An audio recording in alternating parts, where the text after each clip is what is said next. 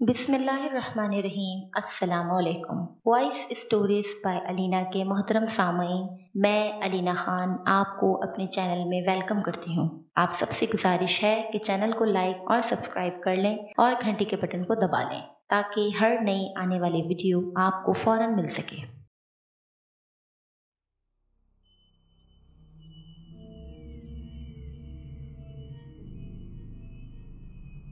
اس نے پردہ ہٹا کر کھڑکی سے باہر جھانکا۔ سامنے نظر آنے والے مناظر کو دیکھتے ہی اسے جھرجھری سی آ گئی۔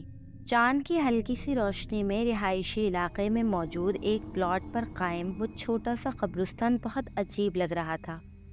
رومیسا نے گھبرا کر کھڑکی کا پردہ چھوڑ دیا۔ ویسے بھی آج نوید کی نائٹ ڈیوٹی تھی۔ ایسے میں گھر کی تنہائی اور کچھ دیر پہلے دیکھا گیا منظر اس کی گھبراہٹ میں مزید اضافہ کر گیا۔ اس نے گھڑی میں ٹائم دیکھا، ابھی صرف 12 بجے تھے۔ آج سارا واک کرنے اوپر نہ آئی تھی، ورنہ اس کا وقت اچھا گزر جاتا۔ ویسے بھی جب سے سرد موسم کی اندھیری راتیں شروع ہوئی تھی، سارا اوپر کم ہی آتی تھی کیونکہ اسے سردیاں کچھ خاص پسند نہیں تھیں، جبکہ رومیسا تو اس سرد موسم کی دیوانی تھی۔ تھوڑی دیر بستر پر بیٹھ کر اس کا خوف قدرے کم ہوا۔ اس نے کمرے سے نکل کر باہر جھانکا تو اماں ہاجرہ اپنے کمرے میں سونے جا چکی تھیں۔ رومیسا نے کافی میکر نکالا، لاؤنج میں رکھا ٹی وی چلایا۔ ٹی وی کی آواز نے گھر میں پھیلی خاموشی کو ختم کر دیا۔ وہ نہایت اطمینان کے ساتھ کافی بنا کر ٹی وی کے سامنے آ بیٹھی، جہاں کوئی ٹاک شو چل رہا تھا۔ ٹی وی دیکھتے دیکھتے اسے ٹائم کا پتہ نہیں چلا اور وہ وہیں صوفے پر سو گئی۔ رومیسا کی 6 ماہ قبل شادی ہوئی تھی اور وہ رخصت ہو کر نوید عالم کے ساتھ اس فلیٹ میں رہ رہی تھی، کیونکہ اس کی ساس اپنے بڑے بیٹے کے پاس لندن رہتی تھیں، جبکہ نوید محکمہ گورنمنٹ کا ایک اعلیٰ سرکاری آفیسر تھا، جس کے باعث وہ اپنی نوکری چھوڑ کر لندن جانے پر آمادہ نہ تھا۔ یہی سبب تھا جب وہ اپنے آبائی گھر کرائے پر دے کر خود یہاں شہر کے ایک مہنگے علاقے کے لگژری فلیٹ میں رہائش پذیر تھے، جہاں رومیسا کو اور تو کوئی مسئلہ نہ تھا سوائے اس خالی پلاٹ کے جو اس کے بیڈ روم کی کھڑکی کے عین سامنے تھا۔ اس پلاٹ کے چاروں طرف باؤنڈری وال کے علاوہ ایک بڑا سا گیٹ بھی تھا۔ اس پلاٹ کے اندر چھوٹی چھوٹی قبریں تھیں۔ اماں ہاجرہ نے بتایا تھا کہ یہ ہندوؤں کا قدیمی قبرستان ہے۔ چونکہ یہ علاقہ پہلے آباد نہ تھا، لہذا قبرستان بنا دیا گیا، مگر وقت اور ضرورت کے ساتھ بڑھتی ہوئی آبادی کی وجہ سے قبرستان کے آس پاس کئی منزلہ بلڈنگیں بن گئیں، مگر اس پلاٹ پر موجود وہ قبریں آج بھی اپنی جگہ موجود تھیں۔ یہ قبرستان کم از کم رومیسا کو ضرور پریشان کر رہا تھا، جبکہ اماں ہاجرہ اور نوید کو اس سے کوئی مسئلہ نہ تھا اور نہ ہی کبھی کسی اور بلڈنگ والے نے شکایت کی تھی۔ اس لیے رومیسا بھی خاموش تھی، کیونکہ اسے لگتا تھا کہ شاید یہ پریشانی اس کی اپنی خود ساختہ ہے، ورنہ دوسرے لوگوں کو تو کوئی پرابلم نہ تھی کہ رہائشی علاقے میں یہ قبرستان ہے۔ شکر ہے تم آ گئیں، ورنہ میں تو چھت پر اکیلے واک کر کے بور ہو چکی تھی۔ سیڑھیوں سے اوپر آنے والا سایہ سارا کا تھا۔ رومیسا اسے دیکھتے ہی کھل گئی۔ رومیسا نے دیکھا کہ اس کی سفید رنگت میں قدرے پیلاہٹ کھلی ہوئی تھی۔ وہ اپنے چہرے سے بیمار اور تھکی لگ رہی تھی۔ رومیسا نے پوچھا، طبیعت کیسی ہے تمہاری؟ بہتر ہے، سارا کا جواب ہمیشہ اتنا ہی مختصر ہوتا تھا، پھر بھی اس کا ساتھ رومیسا کو کافی اچھا لگتا۔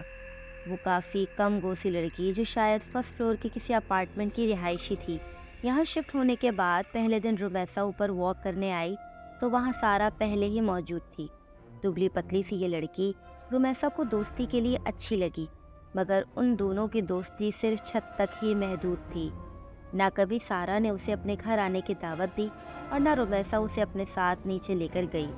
وجہ شاید ٹائم تھا، جو اوپر واک کے دوران اتنا زیادہ ہو جاتا کہ رومیسا کو اپنے گھر لے جانا اچھا نہ لگا۔ مونگ پھلی کھاؤ گی؟ واک کے دوران رومیسا اپنے ہاتھ میں پکڑا گرم مونگ پھلی کا لفافہ اس کے جانب بڑھاتے ہوئے بولی، سوری، میں مونگ پھلی نہیں کھاتی۔ عجیب لڑکی ہو تم یار، کچھ بھی نہیں کھاتی؟ نہ مونگ پھلی، نہ ہی کوئی ڈرائی فروٹ، یہاں تک کہ بھنے ہوئے چنے بھی نہیں کھاتی۔ رومیسا جب بھی اسے کوئی چیز کھانے کو دیتی تو وہ ہمیشہ انکار کر دیا کرتی۔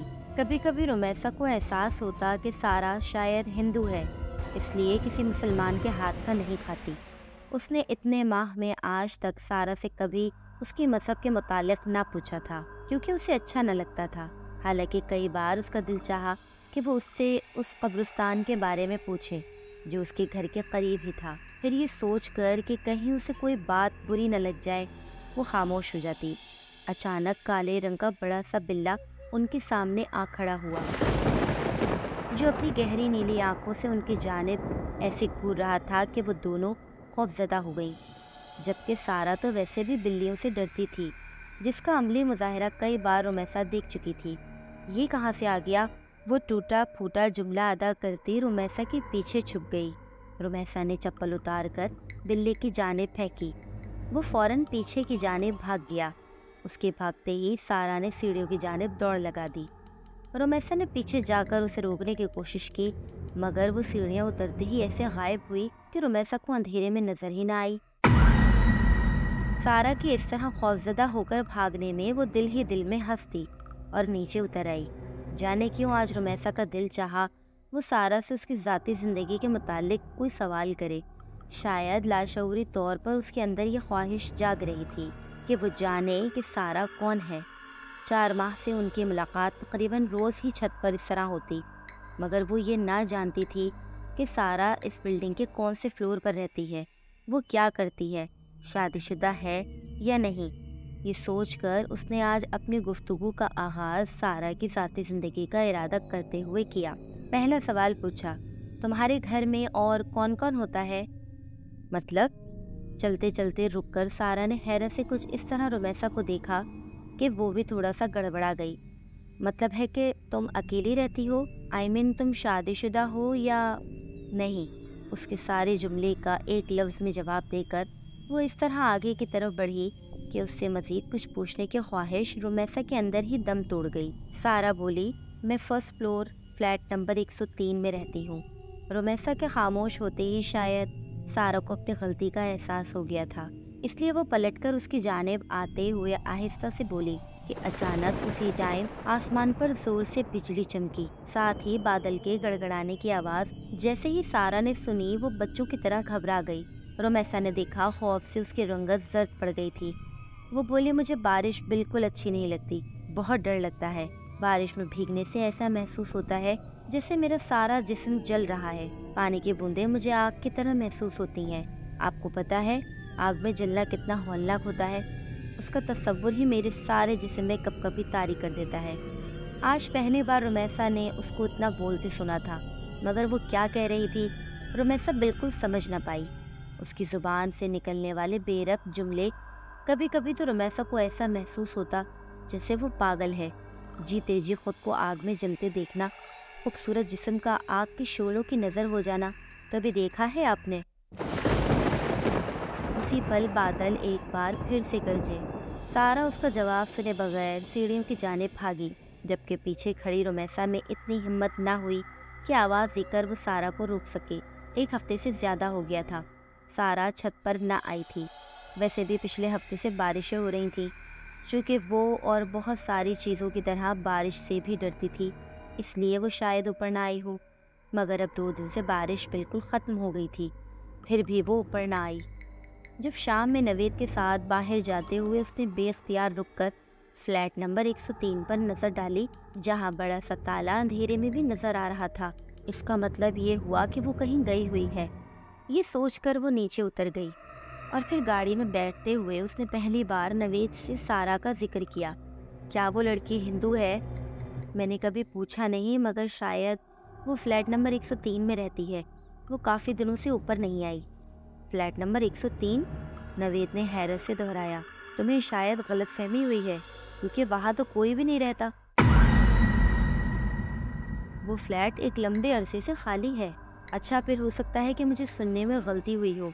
نوید وہاں پچھلے 1 سال سے رہ رہا تھا، اس لیے وہ رمیسا کے مقابلے میں بہتر جانتا تھا کہ آس پڑوس میں کون کون رہتا ہے۔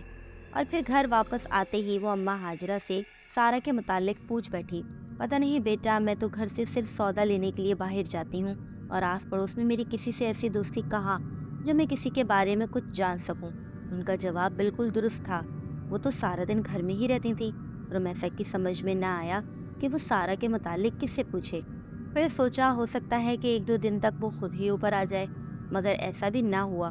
یہ سوچ کر وہ ایک دن اماں ہاجرہ کو لیے نیچے فرسٹ فلور پر آ گئی، جہاں آمنے سامنے کئی فلیٹ بنے ہوئے تھے۔ یہاں ہر فلور پر 10 فلیٹ تھے۔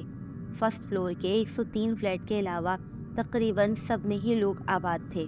اس کی سمجھ میں نہیں آیا کہ وہ کس کا دروازہ بجا کر سارا کے متعلق سوال کرے۔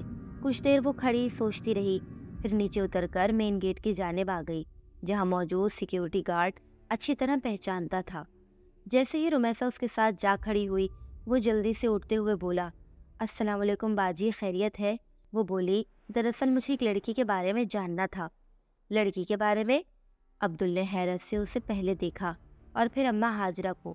ہاں عبدل بھائی، فرسٹ فلور پر ایک دبلی پتلی سی لڑکی رہتی ہے جو روزانہ چھت پر میرے ساتھ واک کرنے بھی آتی ہے، مگر وہ کافی دنوں سے نہیں آ رہی۔ عبدل نے پوچھا، کیا آپ اس کا نام جانتی ہیں؟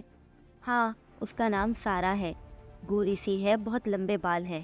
بہت لمبے بالوں والی لڑکی تو میں نے یہاں کبھی نہیں دیکھی۔ ہاں، فیصل صاحب کی بیٹی ہے، فلیٹ نمبر 107 میں۔ نام تو مجھے اس کا نہیں پتا، لیکن بال کافی لمبے ہیں۔ ایک دفعہ ایسے ہی میری نظر پڑ گئی تھی۔ آپ وہاں جا کر پوچھ لیں، شاید وہ آپ کی مشکل حل کر دیں۔ عبدل کی بات سنتے ہی وہ وہاں نہیں رکی، بلکہ تیز تیز چلتی فرسٹ فلور فلیٹ نمبر 107 کے سامنے آ کھڑی ہوئی اور بنا سوچے سمجھے بیل پر ہاتھ رکھ دیا۔ کون؟ دوسری طرف دروازہ کھول کر باہر آنے والی ایک 40 سے 45 سالہ عورت تھی، جو رمیسا کو اپنے سامنے دیکھ کر تھوڑا سا حیران ہوئی۔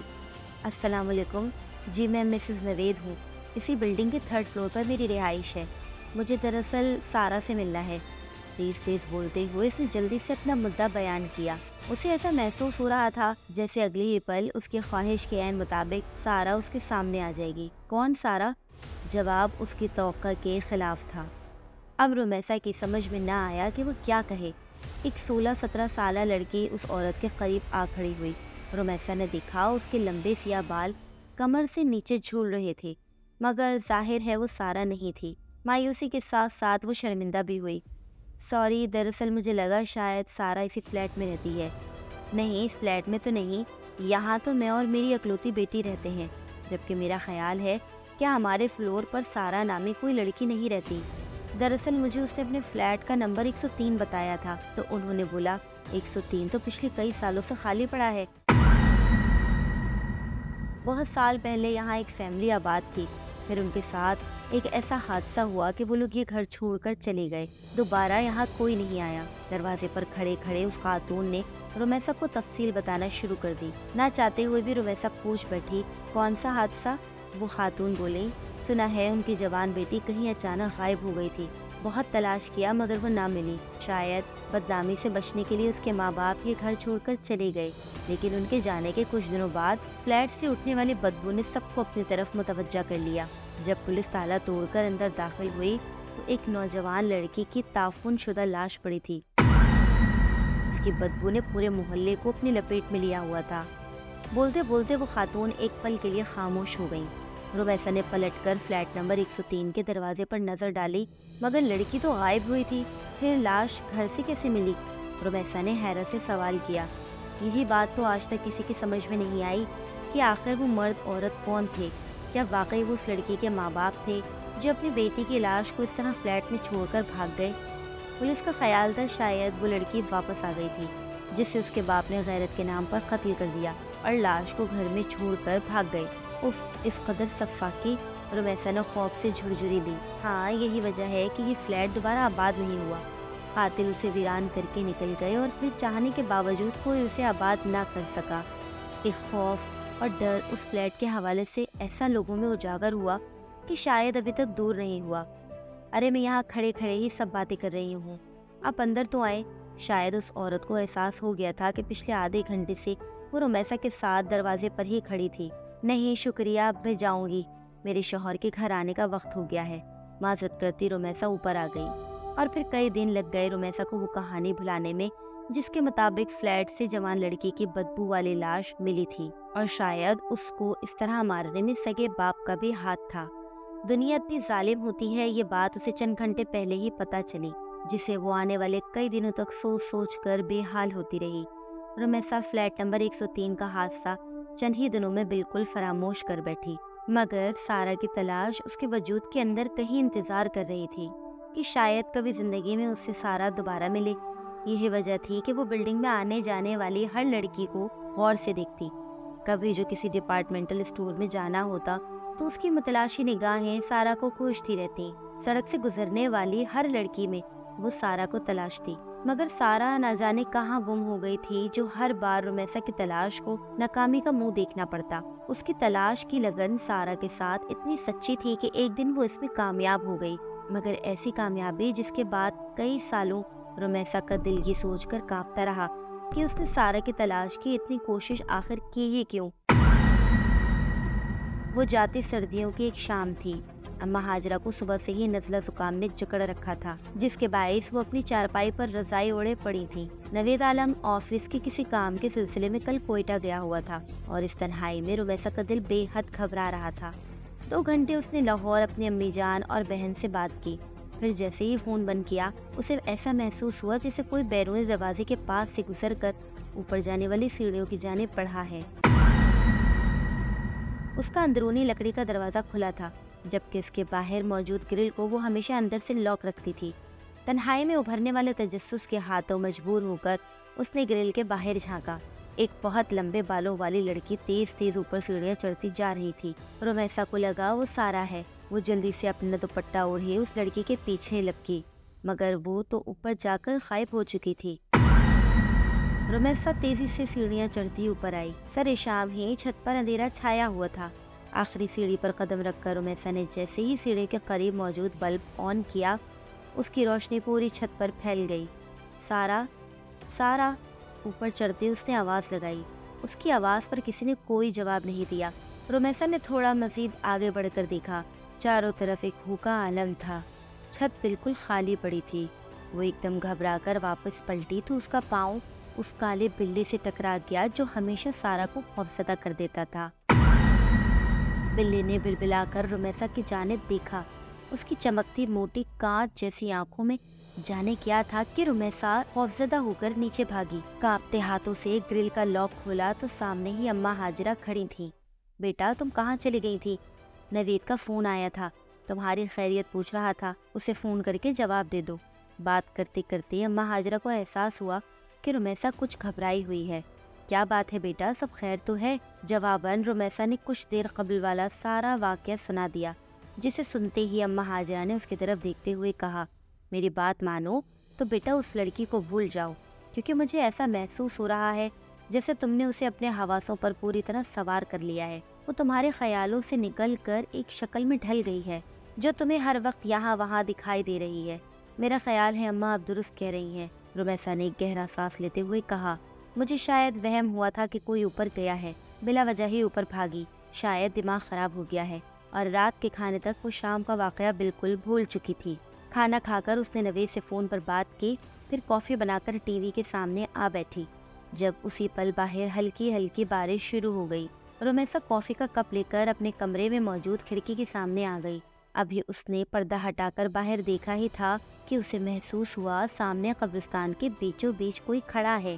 وہ جلدی سے کھڑکی کی آڑ میں ہو گئی۔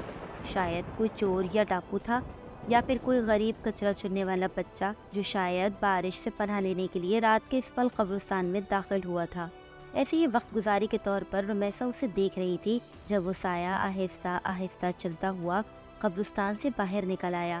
رمیسا نے دیکھا وہ ایک لڑکی تھی جو دھیرے دھیرے چلتی روڈ پر لگے پیلے بلب کے نیچے آ کھڑی ہوئی۔ سیاہ لمبے بال اس کی پشت پر پھیلے تھے۔ وہ یقیناً سارا تھی، جو کہ رمیسا کا وہم ہرگز نہیں تھا۔ اس نے جلدی سے کھڑکی کھول کر نیچے جھانکا تاکہ سارا کو آواز دے کر اپنی طرف متوجہ کر سکے، لیکن اس کی آواز دینے سے قبل ہی سارا نے بجلی کے کھمبے کے پاس کھڑے ہو کر اوپر دیکھا۔ اتنی دور سے بھی رمیسا کو لگا کہ سارا اسے دیکھ کر مسکرا رہی تھی۔ سارا کی مسکراہٹ میں نہ جانے ایسا کیا تھا کہ رمیسا خوفزدہ ہو کر تھوڑا پیچھے ہو گئی، جبکہ اسی پل سارا پلٹی اور سست قدمی سے چلتی قبرستان کے اندر داخل ہو گئی۔ اس کے اندر داخل ہوتے ہی فضا میں پھیلا اندھیرا مزید گہرا ہو گیا۔ رمیسا نے آنکھیں پھاڑ کر چاروں طرف دیکھا، وہ قبرستان بالکل خالی تھا۔ اف میرے خدا! خوف کی ایک جھرجھری نے اسے اس طرح اپنی لپیٹ میں لیا کہ وہ کھڑے کھڑے زمین پر گر گئی۔ زمین پر گرتے وقت سارا کے الفاظ اس کے کانوں میں گونج رہے تھے، بارش کی بوندیں میرے جسم پر آگ کی طرح برستی ہیں۔ تم نے کبھی کسی کو جلتے ہوئے دیکھا ہے؟ اور اس کے ساتھ ہی رمیسا بے ہوش ہو گئی۔